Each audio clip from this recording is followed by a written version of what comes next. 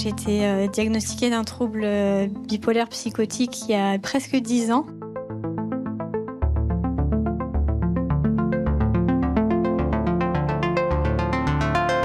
Il s'avère qu'en 2016, j'ai déclenché ma schizophrénie.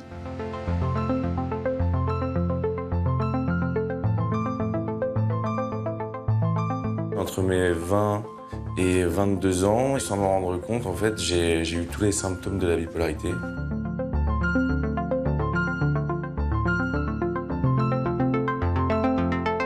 Au cours de ma vie, j'ai été très secouée et très marquée par des rencontres avec des personnes psychotiques.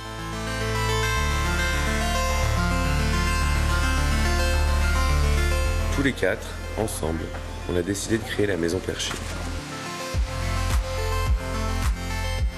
La Maison Perchée, c'est une association qu'on a fondée il y a 2 ans. C'est une communauté de jeunes adultes vivant avec un trouble psychique. Et l'objectif de la Maison Perchée, c'est de s'entraider. L'idée de la Maison Perchée, c'est... Nous, on aime bien dire que c'est la brique manquante du rétablissement, le lieu manquant de la psychiatrie. Enfin, l'objectif vraiment, nous, de la Maison Perchée, c'est apprendre aux gens à vivre et non plus survivre, en fait. Oui, la Maison Perchée, c'est une putain de pulsion de vie.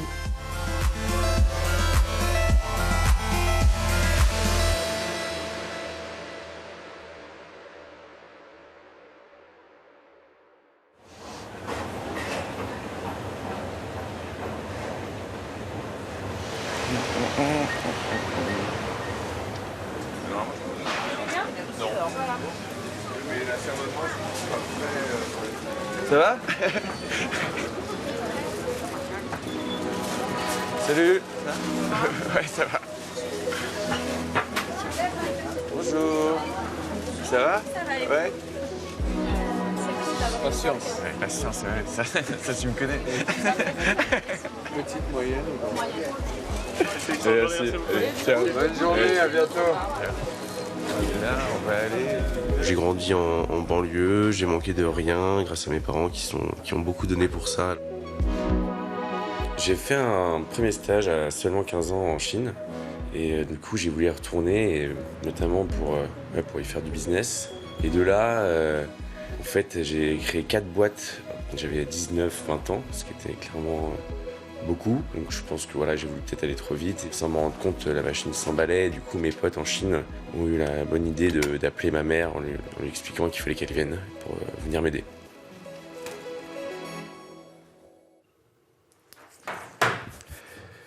Oui, allô? Bah, comme vous... Non, franchement, comme vous voulez. Juste là, j'aimerais bien qu'on finisse dans... il est moins 10, ça prend combien de temps en tout?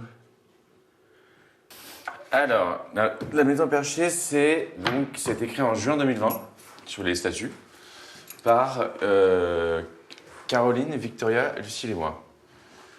Donc, Caroline n'est pas concernée par les troubles psy, Victoria, elle est bipolaire comme moi, et Lucille est atteinte de schizophrénie. Mais l'idée, c'est que la moyenne d'âge, c'est... on avait tous moins de 30 ans, quoi. Voilà, donc c'était une asso assez jeune, enfin je dirais par des plutôt jeunes et aux 3/4 concernés par les troubles psy, ce qui représente vraiment ce qu'on veut véhiculer en fait. J'avais 22 ans, j'étais en Chine et j'ai eu en fait du coup j'ai fait une phase dite de manie en bipolarité, mais j'étais pas au courant de ce qu'était la bipolarité. Ensuite j'ai été rapatrié en avion. Et du coup, j'ai été tout de suite en fait, mis sous contention, pas très cool, même si, in fine, c'était nécessaire vu mon état. Et ce qui s'est passé, c'est... je suis sorti au bout d'1 mois et demi. Et suite à ça, en gros, je fais la fait plus courte là. J'ai fait 17 mois dans ma chambre, tentative de suicide et tout le bordel. Et... ah mince, pourquoi ça bug? Je suis en train de la perdre. Ça, c'est l'histoire de ma vie, les trucs technologiques. C'est très, très, très chiant. Au moment où je fais une envolée trop belle et tout, bam!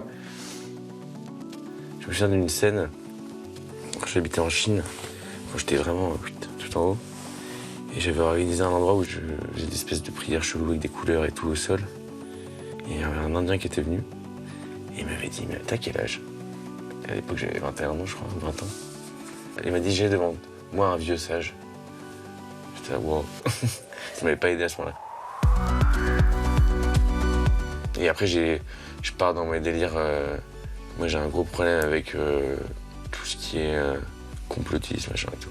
Enfin, pas complotiste, mais sentiment de persécution et aussi, je compte tout. Et ça, c'est pas bon non plus. Du coup, mon cerveau, il a plus le temps de se reposer. En gros, à la fin, sur mon Facebook perso, je postais des trucs toutes les 2 secondes. Et en fait, pour moi, c'était trop logique. Mais les personnes comprenaient. Et pareil, toujours dans mon délire de numéros, de couleurs, de machin, je fais des incantations en fait. Il fallait que je prenne une couleur. Et là, je me suis peint en bleu, quoi. Et tout le monde se prenait en photo avec moi en mode trop stylé. Enfin, trop bizarre. Je poussais le truc hyper loin en fait. Parce que c'était la folie. Hein. Ou pas, je sais pas. Après, il y a d'autres raisons, mais ça me protégeait du soleil. Et des étoiles. Tout comme ma casquette qui me protège des étoiles et du soleil. Parce que sinon, ça tombe trop vite.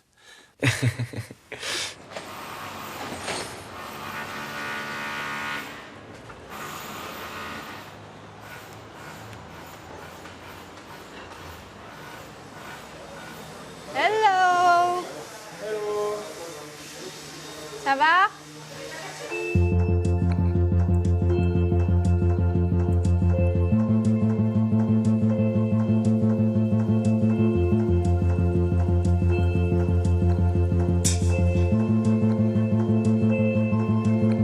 La Maison Perchée, c'est une communauté dans le sens où on n'est pas un club privé, on est une communauté parce qu'il y a des choses qu'on partage, où on peut se donner des conseils sur le quotidien et on peut se projeter, on peut avoir des modèles.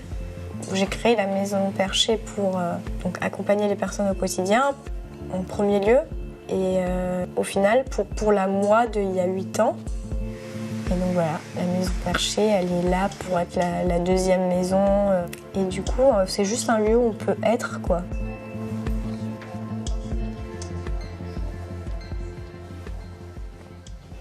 Tu vas être en retard. Ouais. Ils arrivent entre 8h05 et 8h10.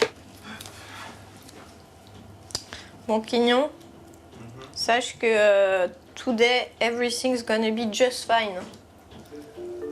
C'est le thé qu'il a dit.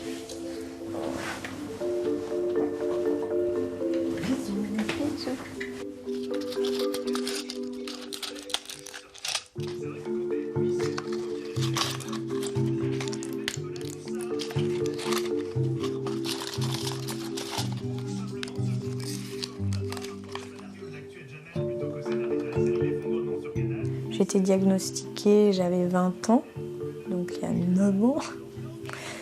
Je suis allée faire remplir des tests sur un ordinateur à Sainte-Anne. On m'a imprimé un papier qui disait que j'avais un trouble bipolaire psychotique, avec un rendez-vous chez la psychiatre à un moment. Et voilà.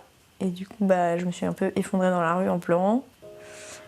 Et à la fois, il y avait un soulagement bizarre de me dire, je savais bien que j'étais malade d'un truc, qu'il y avait un problème, mais je ne m'attendais pas à ce que ça soit ça.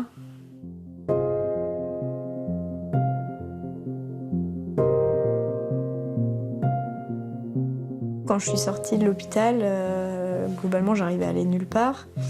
Et vraiment, l'endroit où je voulais aller, c'était l'aquarium. J'ai toujours eu une assez grande fascination pour les méduses. C'est une présence assez unique parce que justement, ça n'a pas de visage, mais ça bouge, ça danse, ça dégage beaucoup de vie, alors qu'en même temps, il n'y a rien qui est identifiable à de la vie. Donc je sais pas, peut-être que les méduses, ça me rappelle qu'on peut exister même quand on se sent plus exister.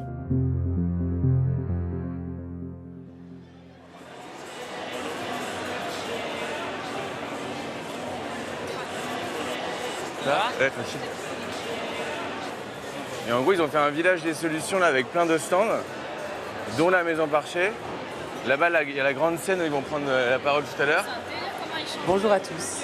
Merci d'être aussi nombreux. C'est impressionnant pour une première édition d'avoir un tel engouement, des questions qui sont aussi intéressantes et un plateau de cette qualité. Et donc, on accueille aujourd'hui pour ce talk le rappeur Grave. Bonjour. Salut. Et on accueille également Victoria Leroy. qu'il y a tellement de gens concernés par les troubles psy, il y a tellement de gens concernés par la question de la schizophrénie en particulier, que d'un coup, on prend aussi la mesure de l'importance des témoignages de mon frère. Et le bouquin, peu importe, voilà, c'est un biais pour aller à la rencontre des gens et discuter et voilà, et libérer au maximum la parole autour de ça, quoi. Au sein de la Maison Perchée, on est non médicalisé, on est fondé sur la paire aidance. Donc la paire PAIR, c'est vraiment l'idée d'avoir une personne avec un vécu similaire au sien qui vient vous aider. À un moment, il faut avoir en fait des modèles et des échanges de gens qui peuvent réellement comprendre ce que vous vivez, ce que vous traversez.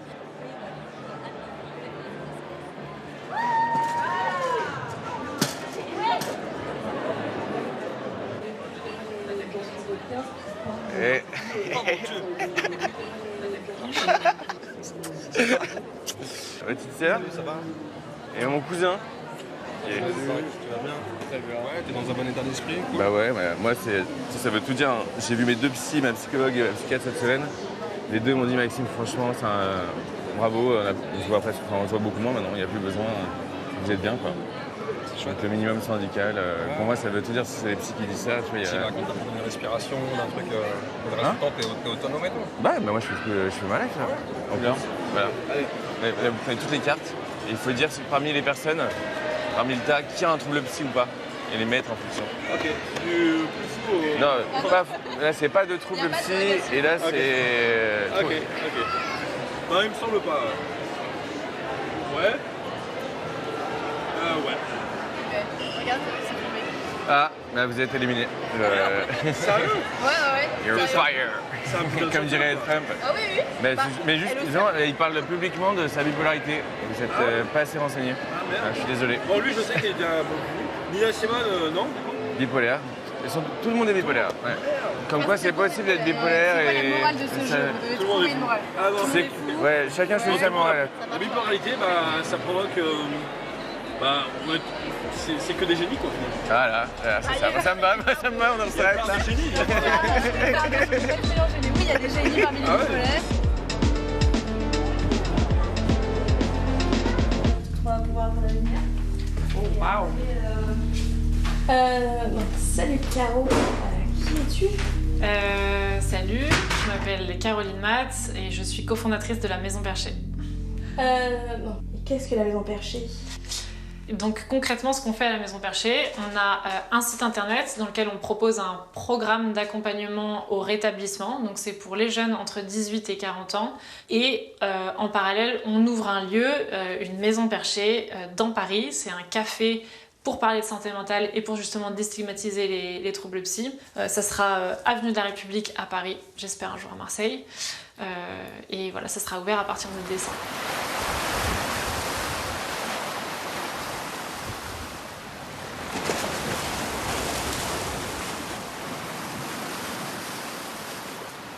La première fois que j'ai rencontré Maxime, je travaillais pour Facebook, j'étais dans un événement qui s'appelait Connexion, un truc énorme. Et tout d'un coup, j'ai ce gars qui vient me voir avec une énergie très prenante. Il commence à me parler de sa page Facebook qu'il avait créée, qui s'appelait Bipolaire Fier et Fier, où il faisait de la déstigmatisation pour les personnes, pour parler de bipolarité. Moi, je ne savais pas ce que c'était la bipolarité. Il me parle de troubles psychiques, je ne savais pas ce que c'était la définition de troubles psychiques, mais en fait, j'entends santé mentale, en fait, j'entends différence, j'entends quelque chose qui me parle, en fait. Et puis un jour, il m'a dit, j'aimerais vraiment te présenter quelqu'un. Je pense qu'elle va créer Schizophrène Fier et Fier, et du coup, je rencontre Lucille. Et voilà, moi, je me souviens vraiment de ce café où on était tous les trois. D'un côté, il y avait Maxime qui fumait, qui était là à droite, à gauche, ouais, nanana. Et de l'autre côté, il y avait Lucille qui était très chill, qui me parlait de ses études, et de ce qu'elle avait envie de faire, etc., etc. Et je m'étais jamais retrouvée assise à une table où quelqu'un dit « Oui, je suis bipolaire, oui, je suis schizophrène ». Qu'il le soit et qu'il le dise.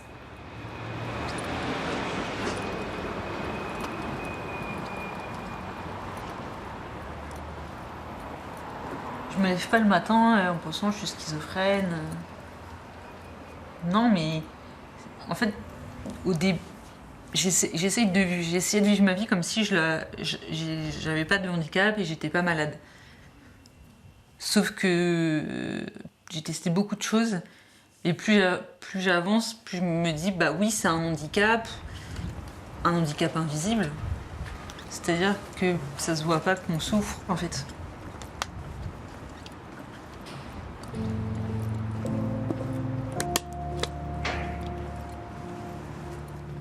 Bah déjà, il n'y a pas une schizophrénie, il y a des schizophrénies. Et moi, comment je l'aperçois au quotidien, enfin, comment je la vis au quotidien plutôt, c'est pas mal d'épisodes psychotiques. C'est...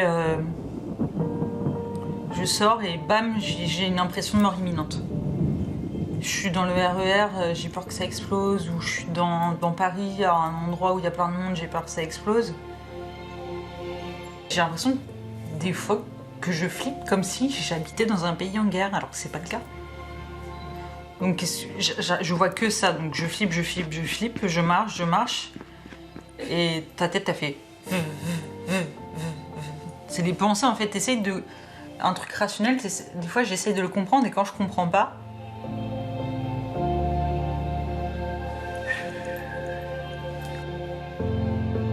Et au quotidien, c'est beaucoup d'anxiété, avoir beaucoup de mal à aller dans les endroits où il y a du monde. Parce que quand il y a un bruit de fond dans un restaurant, par exemple, on peut vraiment avoir cette impression un peu paranoïaque que les gens parlent sur nous alors que c'est pas forcément le cas. On se méfie toujours en fait.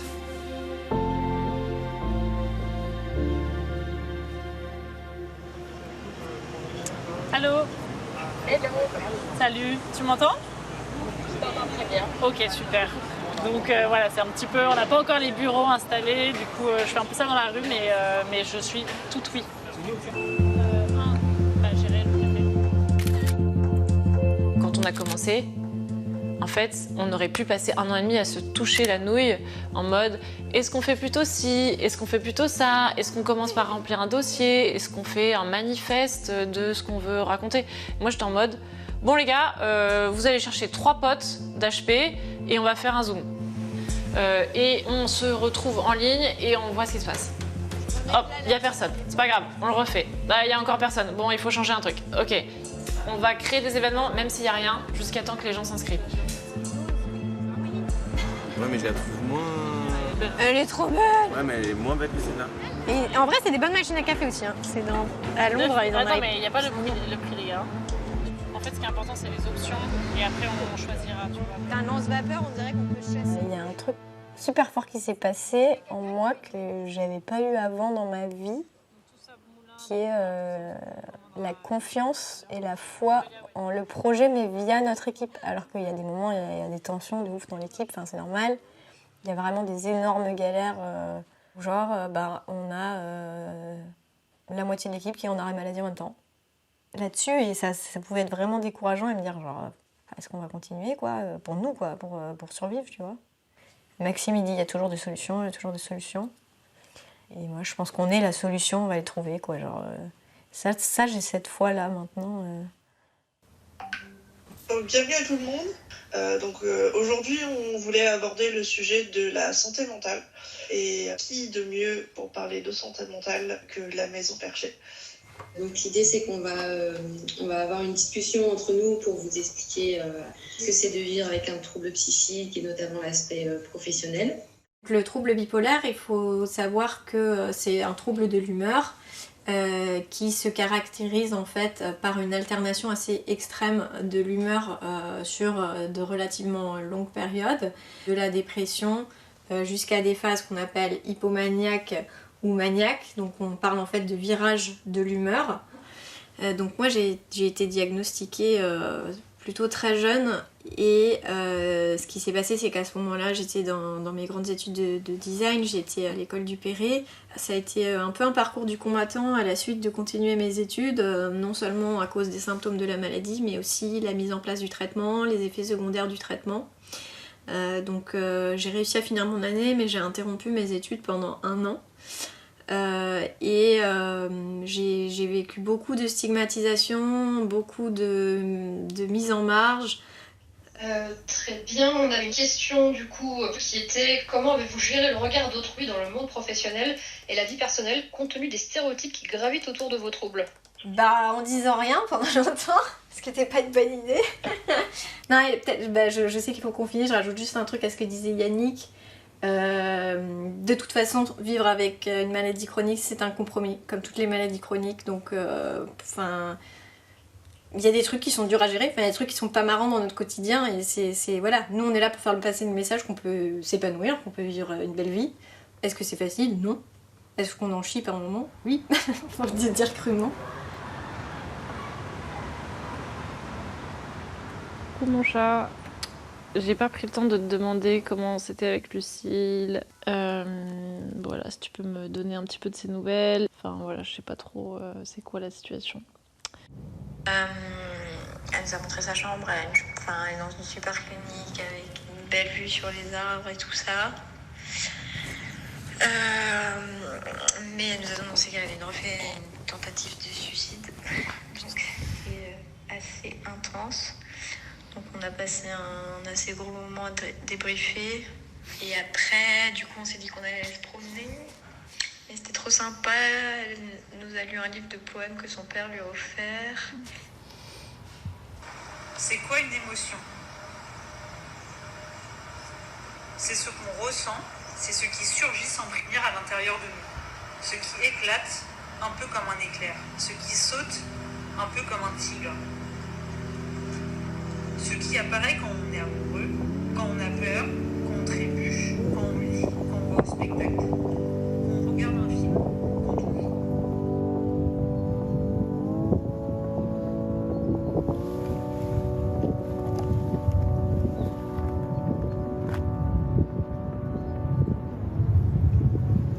Je fais des putains de cauchemars toutes les nuits.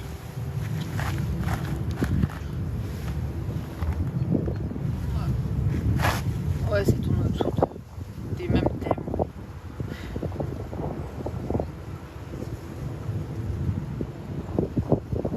Puis ici, là, j'ai du mal à me lever le matin en mode je reste dans le lit, au moins les angoisses restent dodo. Et c'est ce que les gens ils ont du mal à croire, c'est que les maladies psy c'est une putain de souffrance en fait. Et quand souvent en santé, on dit sur une échelle de 0 à 10, t'as mal comment, tu vois.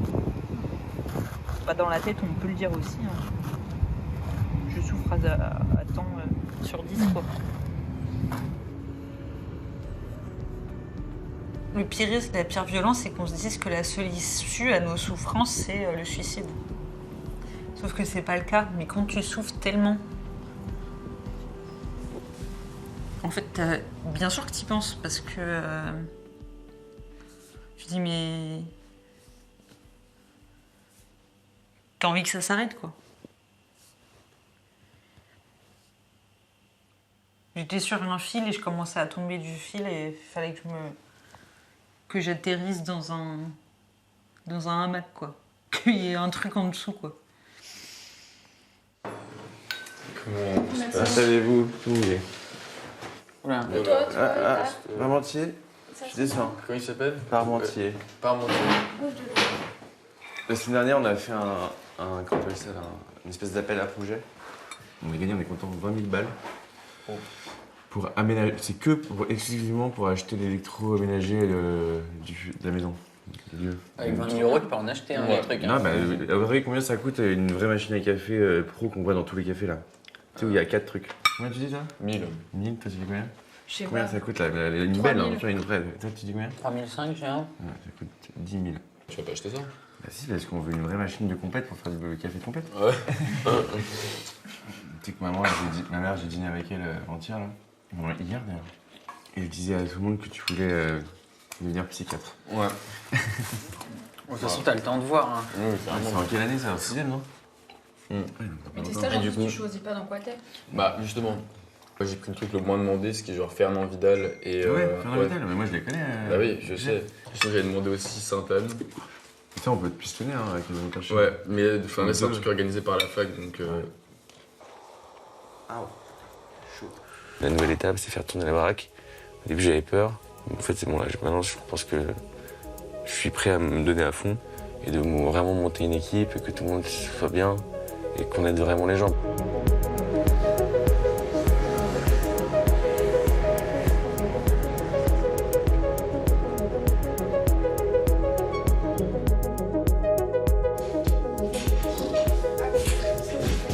La pointe. Attends, doucement. Ah ouais, t'inquiète. Et rentrez-le un peu. Voilà. Doucement. Ouais.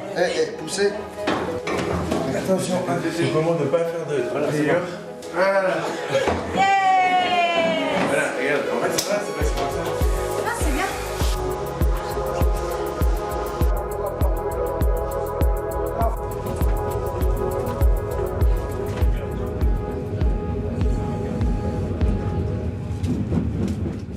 J'ai terminé mes esquisses.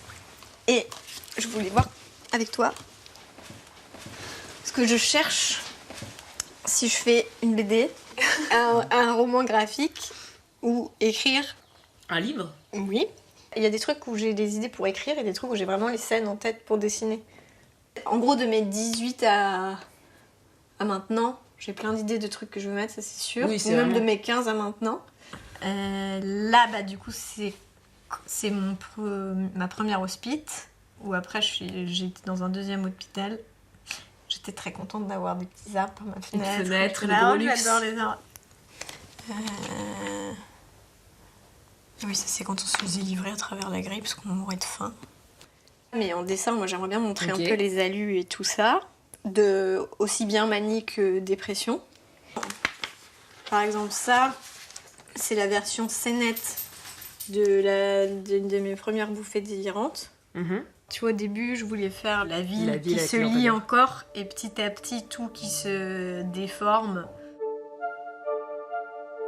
Souvent, les choses qu'on m'a décrites que j'avais oubliées, c'était les pires que j'ai pu faire et qui auraient vraiment pu, je pense, traumatiser quelqu'un. Et souvent, c'est par rapport à moi, c'est moi qui me mets en danger. C'est des moments où j'arrive plus à exister, c'est plus tolérable d'exister.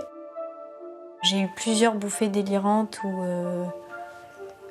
je me suis mise en danger sans m'en rendre compte, parce que déjà, je perds beaucoup la vue en général, donc je m'oriente juste aux quelques lumières, j'entends très mal les voix, donc je suis très très désorientée.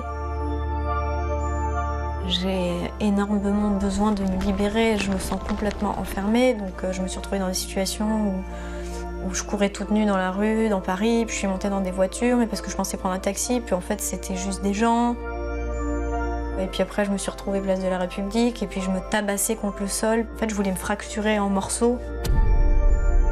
C'est vraiment des moments où je veux désexister, je veux m'atomiser. Sauf que j'ai fait ça devant ma sœur qui essayait de me traîner, de me porter, que je me suis abîmé les poignets. Et ça, j'avais une toute petite partie de moi qui était consciente et c'était terrible.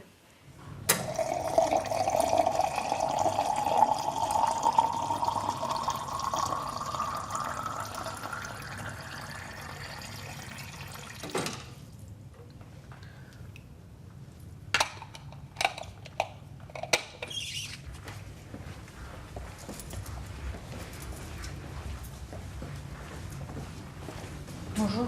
Bonjour.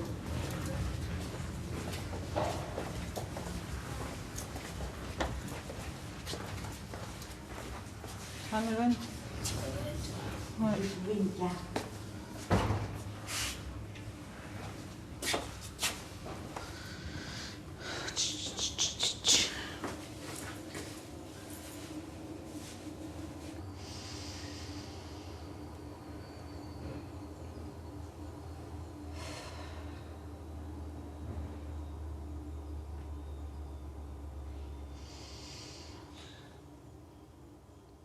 J'aurais bien fait un dernier cours de relaxation. Mais ça va, j'ai intégré les techniques.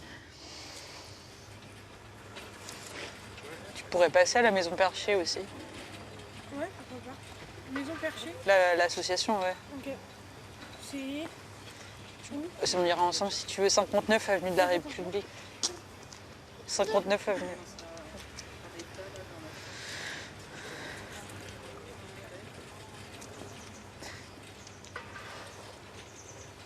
Dernière clope ici.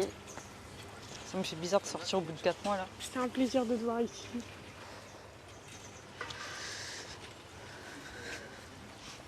Ah bah alors t'as tout mis dans ton sac, t'as réussi?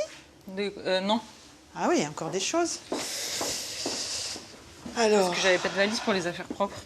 Et c'est tout ça? Tout ça, c'est affaires propres. Eh ben alors, regarde, le sac à dos. Qu'est-ce que ah non, J'ai t'as mis ça? l'ordi, la console... Ah oui, oui. Alors attends, parce que j'ai quand même amené un gros sac à dos, mais c'est vrai que t'as pas mal de choses. Hein. En même temps, c'est un peu normal. Ah oui, je crois que tu vas retirer en fait dans le sac à dos, tu vas retirer ton... Mon ordi? Ouais, on va faire autrement pour l'ordi. Avec 4 mois, il y a des fringues. Hein. T'es prête?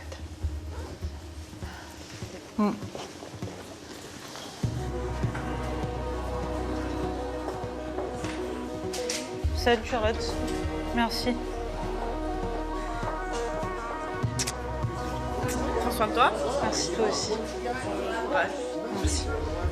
Ouais, je t'envoie un message. Ouais, vas-y. Et je te souhaite une bonne rando.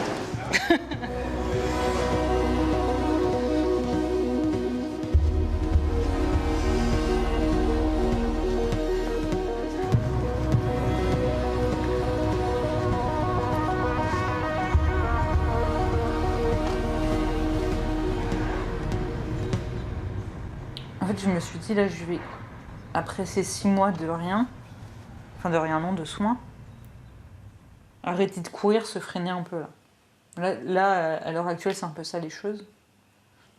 Il faut prendre son temps et si il y a des choses qui t'ont amené à cet hospice, t'essayes de voir et d'améliorer la situation avant ton hospice, parce que si tu recommences à faire les mêmes trucs qui t'ont amené en hospice, bah, tu vas y retourner. Donc, et des fois, tu peux te casser la gueule 3 fois sans voir qu'il faut changer de contexte, de situation, quoi.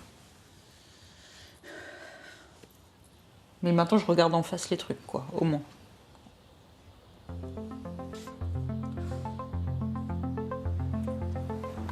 Allô? Ouais, ça va, ça va. Un peu le stress, là.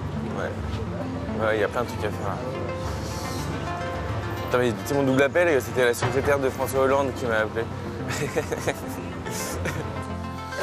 Bon, on est efficace.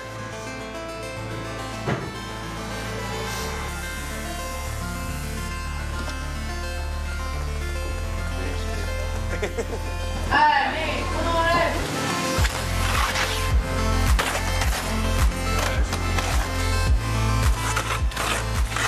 Ah bah là, voilà, alors là on est à nu là. C'est fini, c'est fini d'être caché. Ah, j'avoue, on voit tout là. Merde. On va qu'on mette des rideaux. Non mais après il y aura des rideaux au milieu. Ça c'est beau hein, en vrai. Je l'ai même pas reconnu ici. Ça fait trop longtemps. Ouais, j'avoue. Bienvenue dans la maison perchée. Alors expliquez-moi. Alors je vous fais une petite visite guidée. Oui, volontiers. On est extrêmement heureux de vous accueillir. Vous êtes le premier. Mais c'est ce que je voulais. Voilà, le lieu va être baptisé par vous. Le cœur en fait de ce qu'on fait, c'est vraiment ce que disait Victoria sur la paire aidance. C'est vraiment l'entraide entre personnes concernées. Et une de nos activités principales, c'est de former en fait à la paire aidance. Oui, oui. Donc en fait, on identifie dans la communauté des personnes qui se sentent plus ou moins rétablies et qui ont envie de donner en retour aussi, d'aider d'autres gens. Alors, je pense qu'il y a quand même un effet de génération, c'est-à-dire que vous êtes une communauté plutôt jeune. Oui, c'est le principe. Entre les vieux, 18 et 40 ans. vous considérez que... Et par rapport aux besoins aussi. Oui, là, le besoin n'est pas le même. Au cours de ma vie, j'ai été très secouée et très marquée par des rencontres avec des personnes psychotiques et des personnes dépressives. Et en fait, ça m'a beaucoup... comment dire? Je suis un peu émue. C'était impossible pour moi de ne pas faire quelque chose et de laisser en fait ces personnes-là exclues. J'ai souffert de la stigmatisation en psychiatrie en tant que proche et en tant qu'enfant d'un parent malade d'une maladie psychiatrique. J'en ai souffert pendant des années et je pensais que j'étais invincible. Il s'avère qu'en 2016, j'ai déclenché donc ma schizophrénie. Et là, je me suis dit, c'est pas possible qu'on soit 2 concernés, que ça arrive comme ça, de cette façon-là. Il y a 3 ans, jour pour jour, quasiment, le même mois, j'étais en contention à l'hôpital. Et je me suis dit, ok, il faut une maison pour moi, mais où on puisse se retrouver entre personnes qui errent.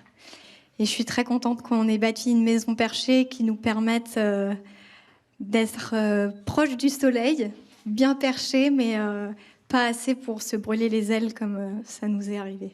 Moi, à la sortie de l'hôpital, en fait, j'ai eu beaucoup de chance dans ma malchance, parce que j'ai eu la chance d'avoir un toit, d'avoir de quoi manger, d'être entouré notamment de femmes. Je leur fais une grosse dédicace incroyable, notamment ma marraine qui est ici, ma tante, ma mère, ma sœur.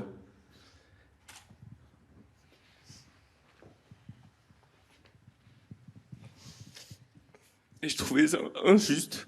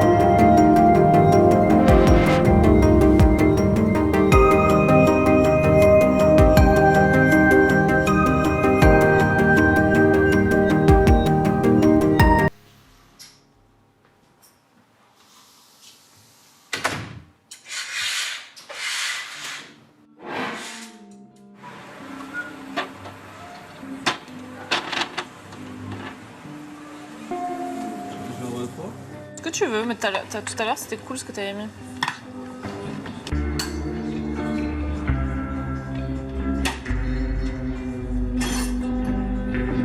Il est bon le cappuccino? Ah. J'adore ça, le cappuccino. Ouais, moi aussi. Trop bien.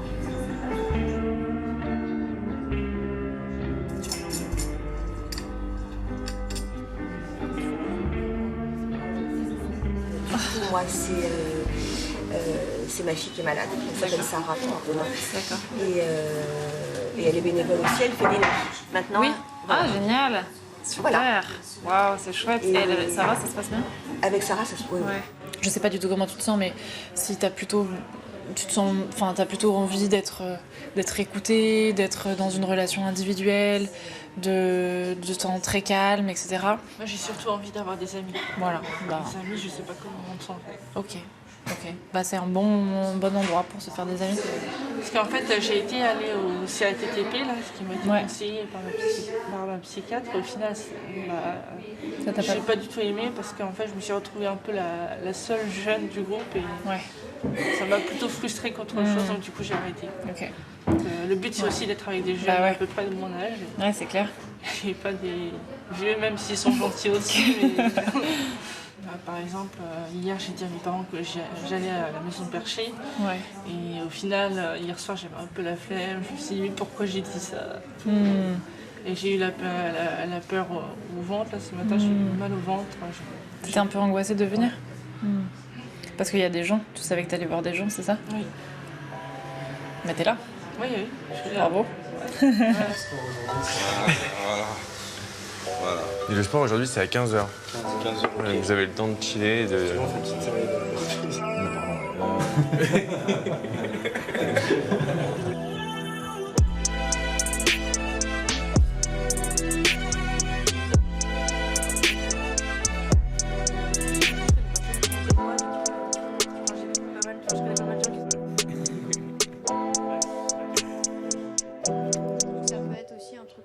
Il y a 2-3 trucs pour moi qui sont magiques dans le lieu. Par exemple, le fait que tout le monde se parle et tout le monde se parle de trucs méga deep et méga perso.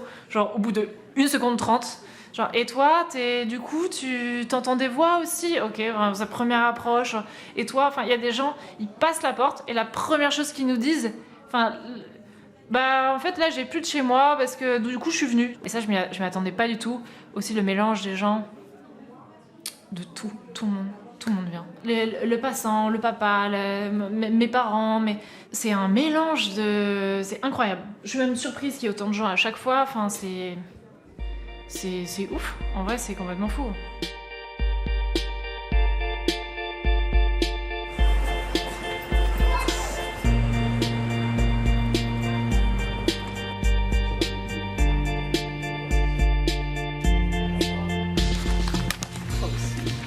C'est que vraiment vous vous mettez à la place à votre place quand vous étiez hospitalisé, vous vous mettez à la place de la personne qui recevrait potentiellement cette carte. Qu'est-ce que vous aimeriez lui faut écrire un mot pour aller. Ouais.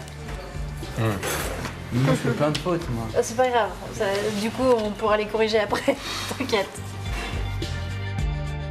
L'idée, c'est quand même soit qu'on les envoie à des gens de la Maison Perchée qui sont hospitalisés actuellement, de la communauté, soit des services psy qu'on connaît.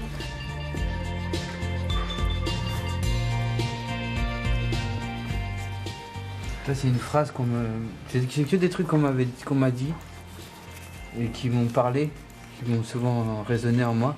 C'est tu es tombé si bas, dis-toi que tu peux monter aussi haut. Moi je pense que quand on se fait hospitaliser, on est dans un état, on est mal, que ce soit excité ou en dépression. Et je pense que dans la vie, il y a une justice. Et qu'on peut se faire... je sais pas, il y a un truc qui fait balance, quoi, voilà. Pour me décrire un peu, je suis un garçon, je mesure 1m76 et j'ai des petits kilogrammes en trop. Je suis bipolaire et j'ai été en hôpital psychiatrique pendant le printemps et aussi en automne la dernière fois. Aujourd'hui, je vais super bien, mon humeur est stable. Je suis un artiste, et je chante, j'écris, et je filme des trucs. Je doute encore que je suis un artiste, mais aujourd'hui, en t'écrivant, j'en suis convaincu. Et toi, qui es-tu ? Moi, mes séjours à l'hôpital étaient ponctués d'incertitude et de solitude. Souvent, je m'y suis ressenti mal, plus mal encore qu'à l'extérieur. Mais l'une des choses qui m'a aidé, ça a été de recevoir une carte. C'était des gens de ma classe qui me souhaitaient bon rétablissement, et le fait d'avoir ce contact, ça m'a permis de ressentir l'hôpital un peu moins froid, moins impressionnant, parce que quand ça allait mal, je pouvais me rassurer avec ce contact-là. Moi, cher patient ou patiente, je ne te connais pas, mais j'espère que cette carte pourra quand même aussi t'aider quand ça n'ira pas. Bon rétablissement. Dans les périodes de grosse dépression où ça allait pas, j'avais vraiment cette impression d'avoir un filtre vraiment gris, qu'on posait un filtre noir devant mes yeux, et voilà. Les infirmières ou les psys qui étaient là me disaient tout le temps que ce filtre, on pouvait le changer et le mettre d'une autre couleur. Et ça m'aidait beaucoup de visualiser en fait les choses. Donc j'ai mis le filtre tout gris changera tôt ou tard en rose et la vie prendra de nouveau quelques couleurs. C'est vrai, ça me parle ce qu'elle dit quand je vois le chemin parcouru de ce qu'elle dit, même si c'est pas énorme ce que j'ai fait, pour moi c'est fou quoi. Et de fait de me sentir bien tous les jours, c'est déjà énorme pour moi en fait.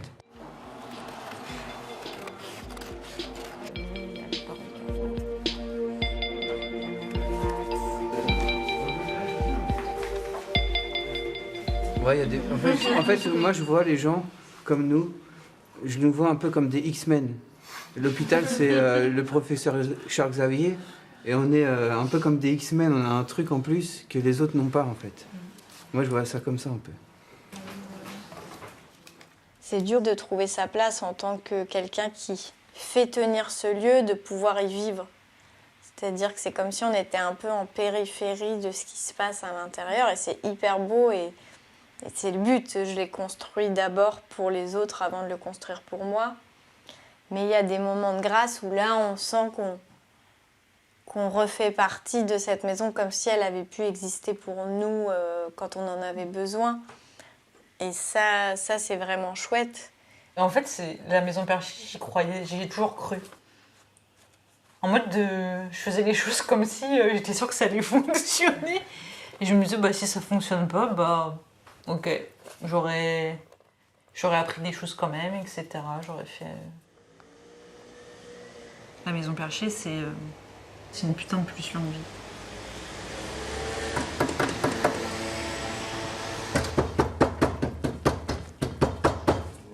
Hop, tu remets en dessous. Non. Voilà, le plein. Parce que les demi, c'est des ristretto. C'est sans... Putain, c'est trop agréable de le faire sur cette machine. Ah ouais, c'est cool. Bonjour. Bonjour. Bonjour tout le monde.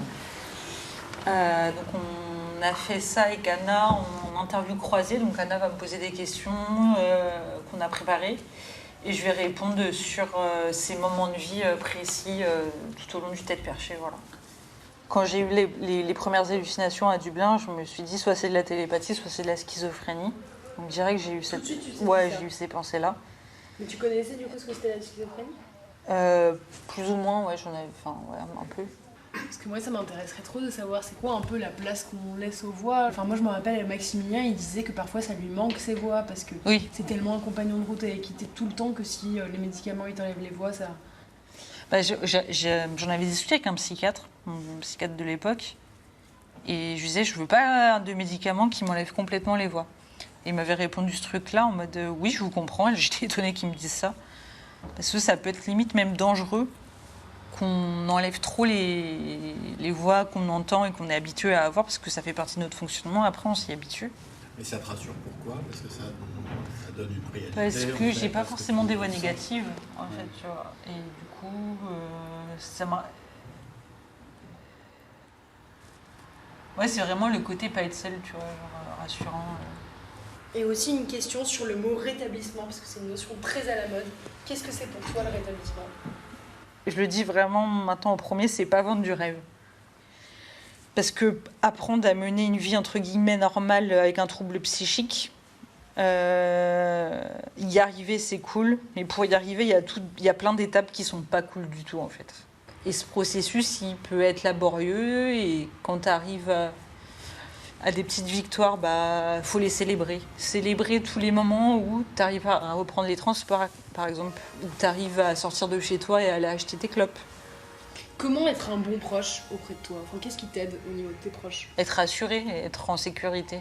Vraiment, c'est le truc... le pire truc, c'est vraiment pas se sentir en sécurité, même des fois avec sa famille.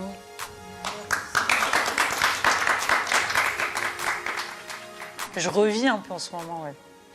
Juste voir que dans la journée, on peut passer des super moments, en fait, ici. Donc, ouais, quand il y a du monde,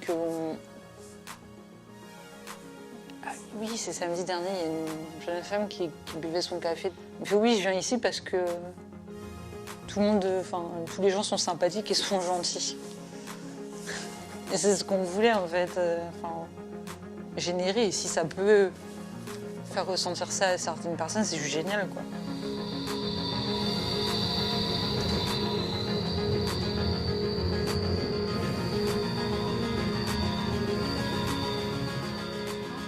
Ça fait 5 ans que j'ai pas fait l'hospice. Et en vrai, je suis passé quand même par pas mal de trucs. Et je suis toujours debout.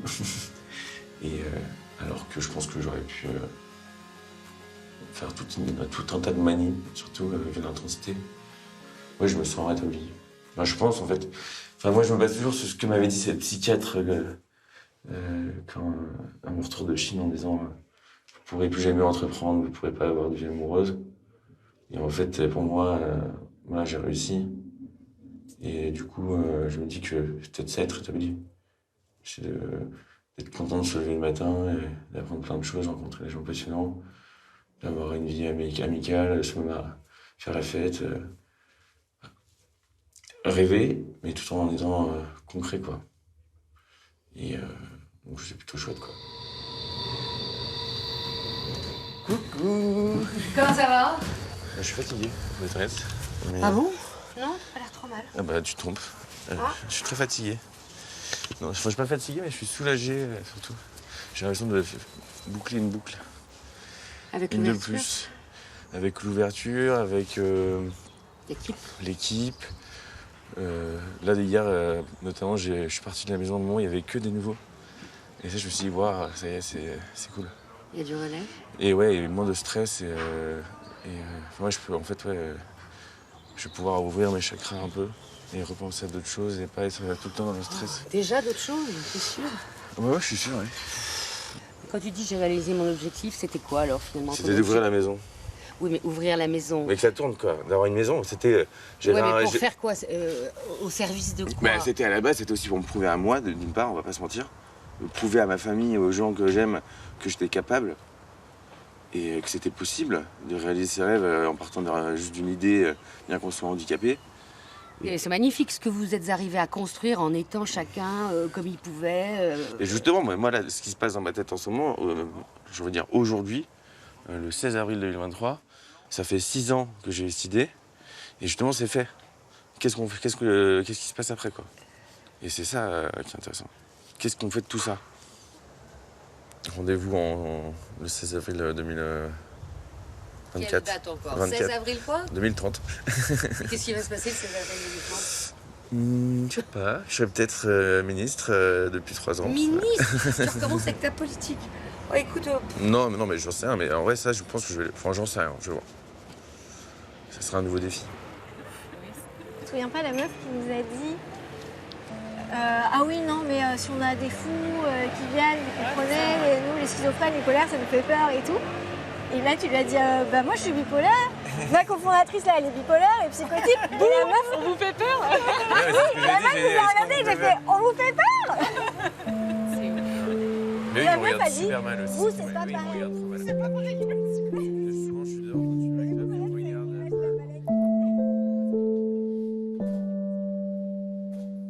J'ai écrit des pages illisibles sur des feuilles blanches comme la camisole. Maman, c'est impossible pour toi de comprendre cette nouvelle personne qui s'isole. On m'a donné des ailes pour voler, mais là obligé de redescendre. J'ai voulu siffler comme le moineau, mais j'ai hurlé dans tes murs. Je pensais vivre comme le poète, mais j'ai fini entre 4 murs. Dans ces moments, aucune sagesse. Mon flot est bipolaire. Je m'envole dans les nuages et je ratterris 6 pieds sous terre. Voilà l'histoire depuis le début, comment la maladie m'a eu.